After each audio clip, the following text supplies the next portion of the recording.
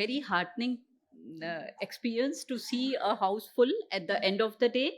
And when Abid was talking to me that you have to come and address in the evening session, I was half prepared for the fact that it could get delayed.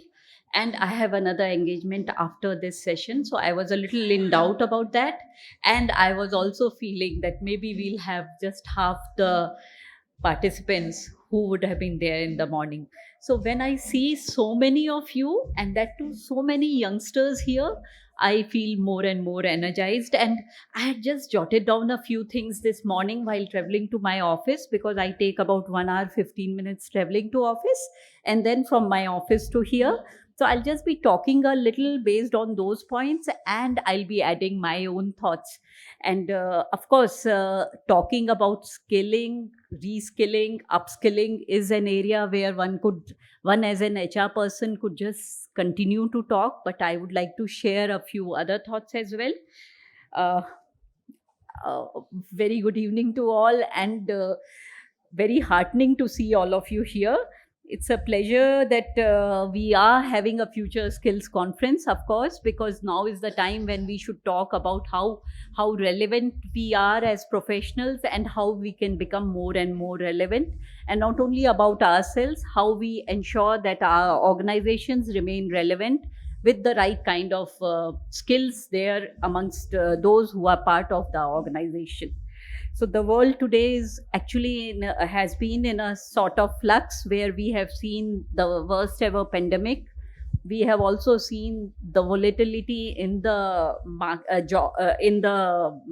business scenario. For us in the oil and gas sector, the price of oil, which is people are lamenting the fact that it was crude oil prices were $120 just 10 to 12 days back. The same crude oil costed $20 a barrel in the year 2020, and this was even before the pandemic took us on. So this kind of volatility was impacting organizations, and while this was happening, there were other kind of disruptions, like the technology led disruptions, where the ways we were doing our business were changing, the way we were thinking were changing, and the way our generational workforce was involved in the business was also evolving. So this is the way while the demographic shifts were there, there was also expectations and demands from the workforce for having a better, brighter, and more happening future. So on this note, while there was a like great resignation revolution which was going on, there were people leaving organizations. Not that ONGC had to face that kind of scenario. So I would not talk about it from ONGC's point of view, but yes, there were resignations happening. The youngsters, the restless kind that they wanted change to happen around them faster, and if they did not see it happen, they would just move on. So this is the way we were. The social, technological, economic, political, and of course the demographic changes were taking us on, and we were required to tackle those as HR professionals. And I would share my experience as a person who was director HR till the 31st of December 2021 of ONGC, which is having a manpower strength of around 26,000 odd personnel.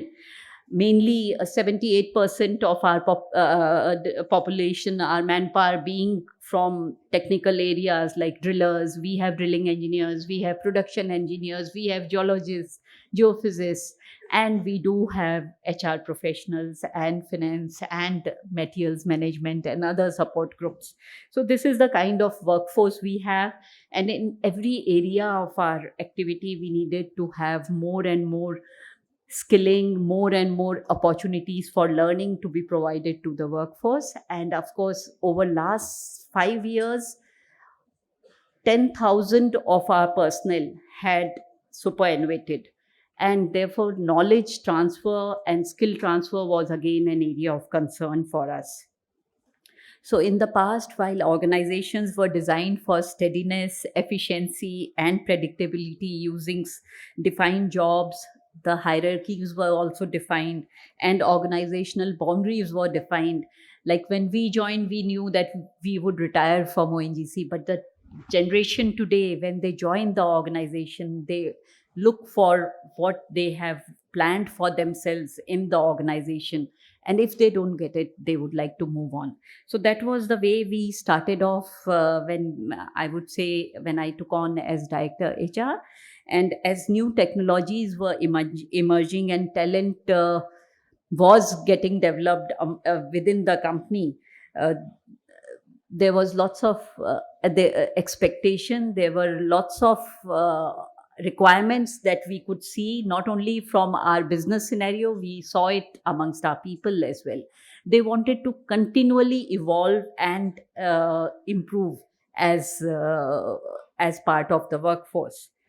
So, what was very important for us in the organization, as a typical organization which had all its activities in the domain of oil and gas production and exploration, we had to actually start unlearning the ways we were doing things.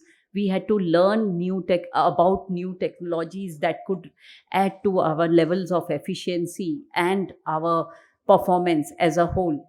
And for that, the focus for us was to be future ready, and for what that would mean would be having the vision and capabilities to compete in the world of tomorrow, because we all understood and we all deliberated upon this, that oil and gas could be there for next 2 decades or maximum 3. After that, it's our skills and our capabilities that are going to see the organization forward, because we'll have to look at other domains as well, and we will also have to look at alternate sources of energy, because we were trying to fuel the nation. And for that, we could not just limit ourselves to oil and gas. So we all have always understood that the fittest would survive. And how would we become the fittest? By understanding the needs of the time and then preparing ourselves and our workforce for that. So, as a business, we have all realized that we should be able to respond as swiftly, as quickly to the needs of a particular situation, and especially evolve and with the changing times.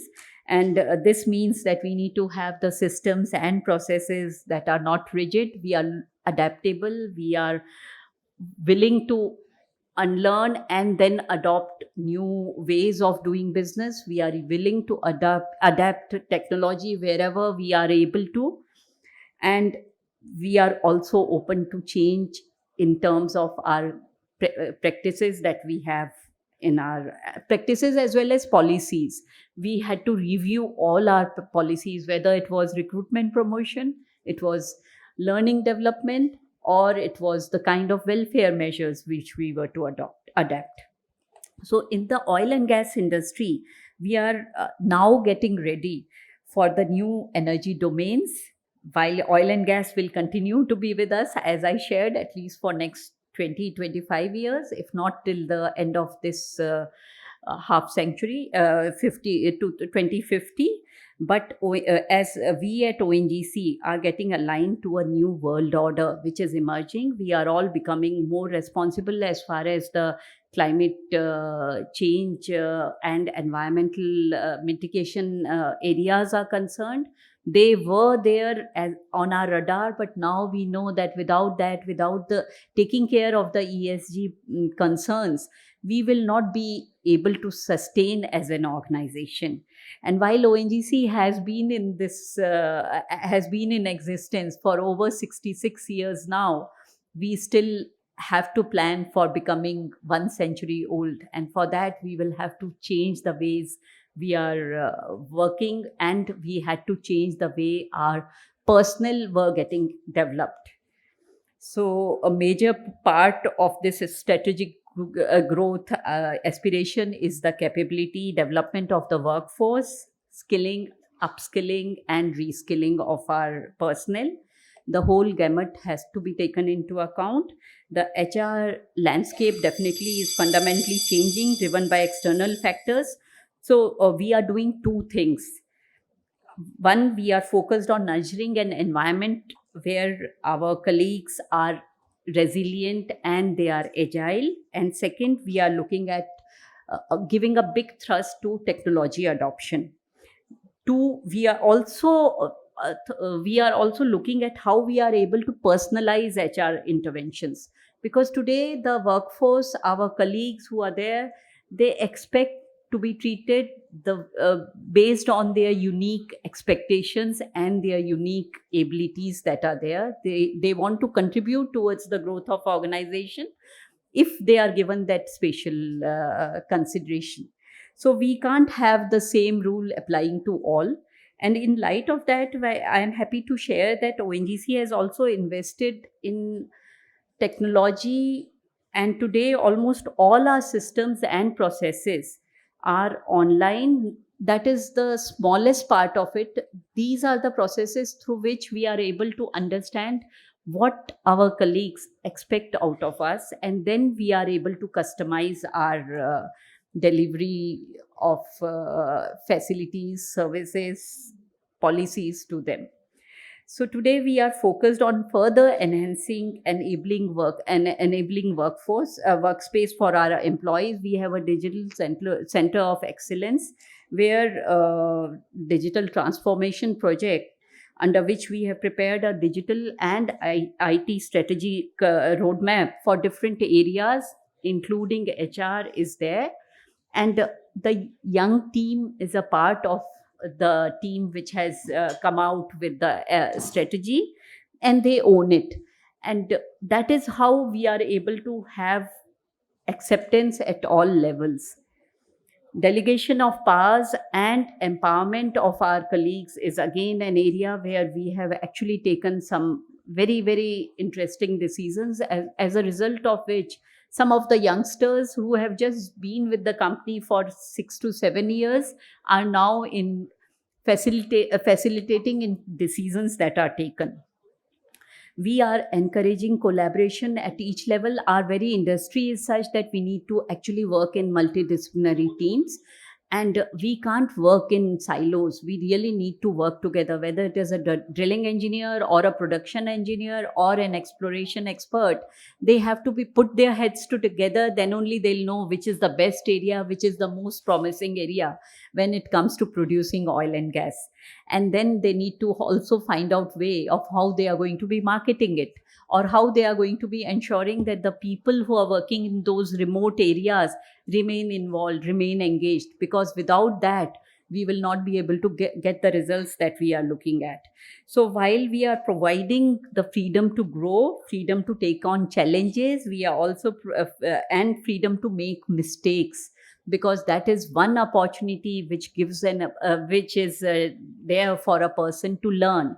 Every time you keep succeeding at something would not get you where you would be if you make a few mistakes and learn from them. So while we don't penalize a person for making a mistake, but we would not expect a person to make the same mistake again and again. As long as the learning is going on, it's fine. So this is a change and of course added to this is coaching and mentoring. It could be reverse mentoring as well, because there's a lot on technology front which is being learned by the seniors from their juniors, and same ways transfer of knowledge which happens from the seniors based on their experience is again an area which is very important. So while we are looking at reskilling our personnel, those who have worked in the fields, those who have worked with the organization for a few decades, we are also looking at upskilling them for taking on the change scenario where technology is going to be used. And we are not only us, other organizations also will have to become more competitive by increasing their rate of learning, so they can actually lead the change which they wish to see in their companies, and instead of just holding on and waiting for things to change around them and then wake up and move forward. And as automation actually permeates the workplace, all employees will need digital skills to design, maintain, and collaborate with machines. We all, I think, this young generation, which is right in front of me, is best able to understand that but we are seeing in organization this change is required to be there. And while work skills and technical skills are immensely important, but we all will equally understand, especially post the pandemic, that life skills are what keep us going. And that's why having those soft skills, having those skills to understand that in tough situations we could keep going on, is what is extremely important.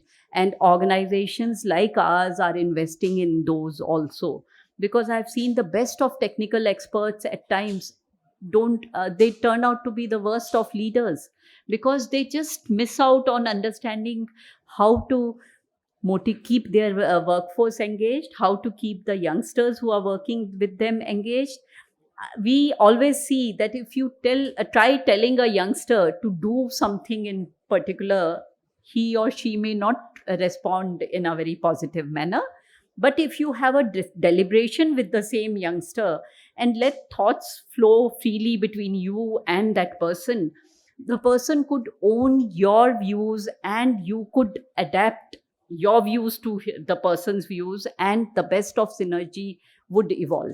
And that is what could lead you to the best of situations. These kind In fact, there are a lot of areas in which collaborations and exchange of ideas, thoughts, skills could actually take organizations to the next level.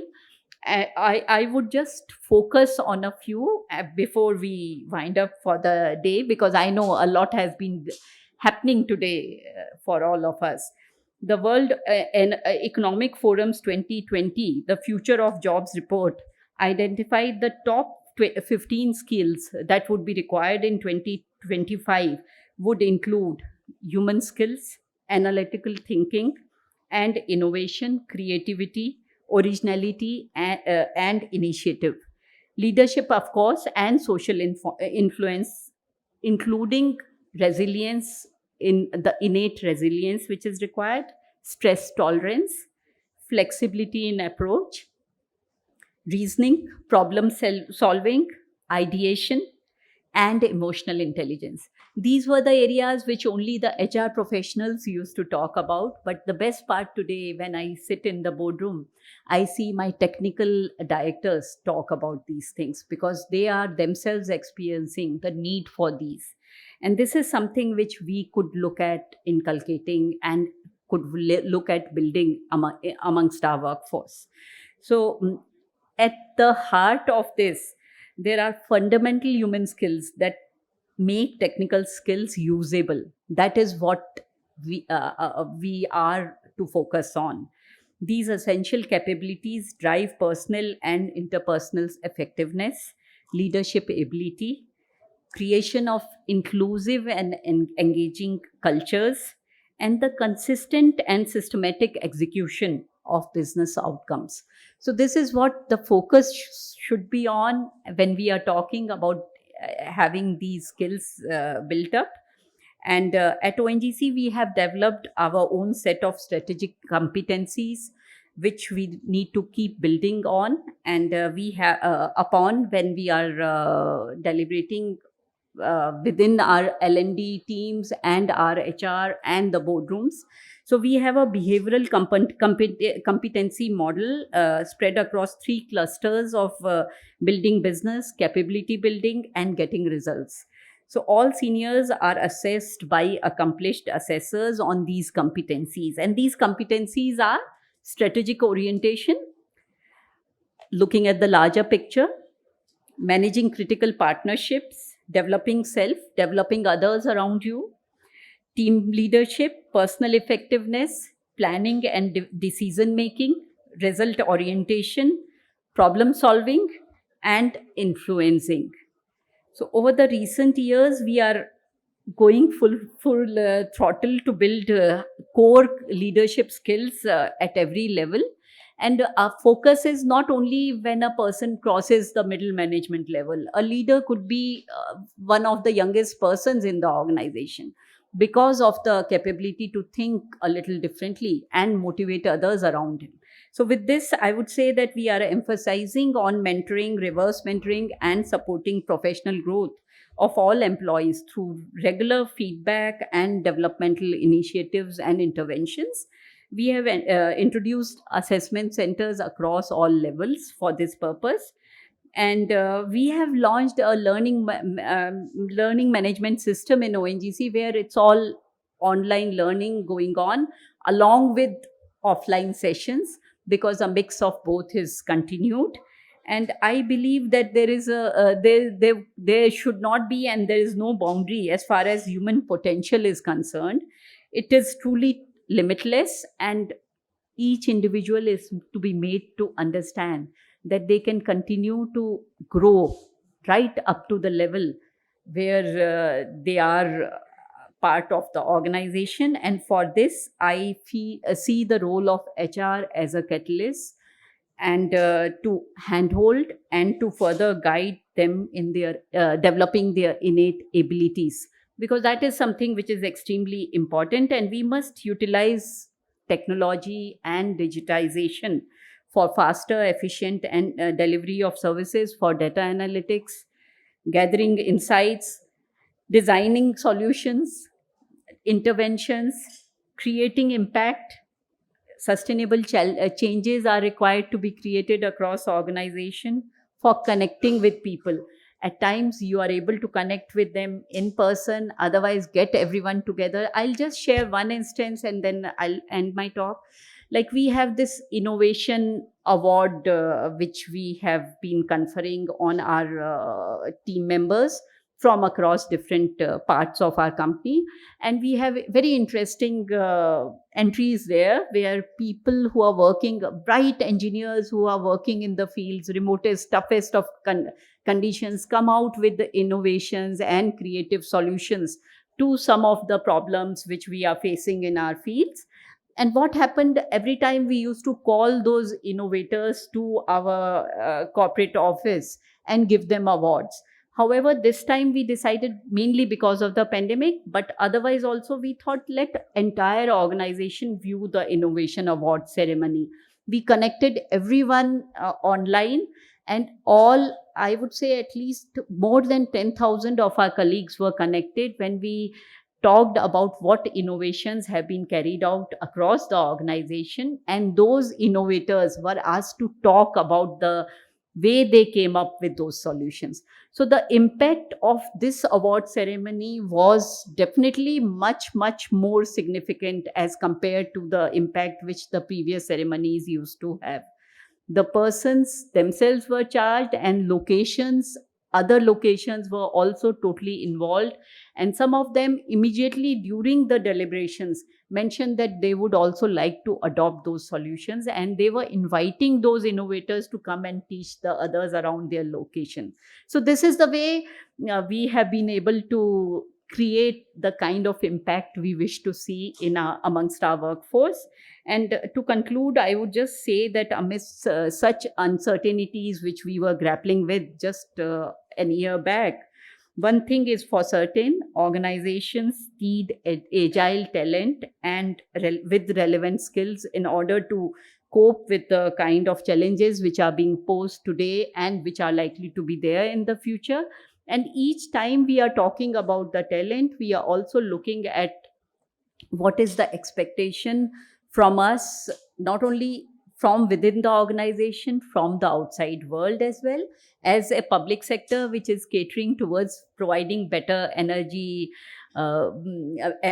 sufficiency to the country. We look at how we keep our colleagues motivated to contribute towards this business of ours with total commitment, despite the kind of challenges which we are struggling with. The kind of conditions they work in are very different from the kind of conditions which are there for those who are working in the IT sector or who are in office positions. Within our own company, those working in office are very differently placed as compared to those who are working in the technical fields. So that is the struggle that goes on, but we have been finding out ways of giving the importance which is required to be done to our field personnel, who are the ones who are contributing. And I'm so happy to share that quite a few of our field personnel are also young girls, bright young girls who have studied, topped in their respective technical courses, and are now choosing to work in the toughest of circumstances.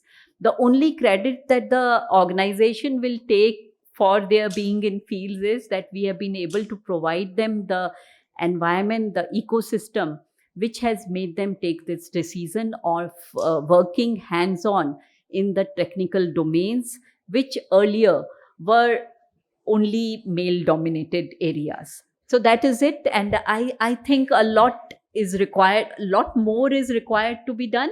But we are on the path where capacities are getting built, skills are further getting developed. And one thing that I always tell my colleagues, I will also share here, is that there is no end to our learning. In fact, each day one learns a little more, and that is what our teams are working on. And that is the spirit with which each person who's working in an organization, whether the person is about to superannuate or a person has just joined the organization, should work with. And that is how organizations sustain for ages. Thank you so very much for your patient listening. And I wish all of you all the very best. Enjoy learning, get better skills, and be good at whatever you are doing. Thank you so very much.